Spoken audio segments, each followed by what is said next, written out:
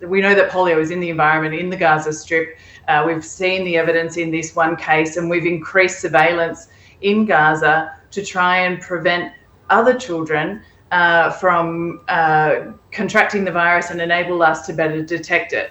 So at the moment, we are doing everything that we can to vaccinate children as quickly as possible to make sure that it doesn't spread further, not just in the Gaza Strip, but also to neighbouring countries, because of course we know that polio doesn't respect borders, and where there are under-immunised communities, that the virus can turn up.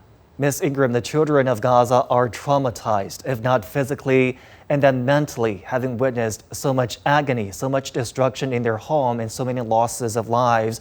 Beyond just the polio outbreak, what other difficulties are those children facing, and does UNICEF have longer-term plans to address these issues post-conflict?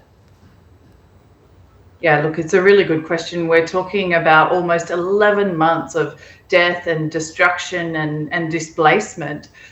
Children are affected in every single aspect of their lives. Children have lacked access to the basics that they need to survive, from food and water to shelter and education.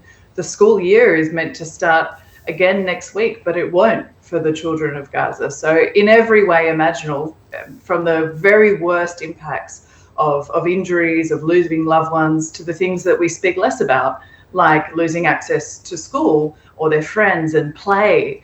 Children have been affected in so many different ways. So UNICEF is on the ground doing our very best to address all of these challenges that children and their families face. We're bringing aid in and we're providing some services where we can. But again, this is a very difficult operating environment where we've struggled to get enough aid into the Gaza Strip because of restrictions on what's allowed to come in and how much. And also we've been challenged in where we can go in Gaza. So there are some families, particularly in the north, that have been heavily cut off from aid, supplies and services for almost 11 months. And those families are really struggling to continue to survive on a daily basis. And you know, for any parent, I think that's a nightmare, living day in, day out, not knowing whether your child will wake up the next morning.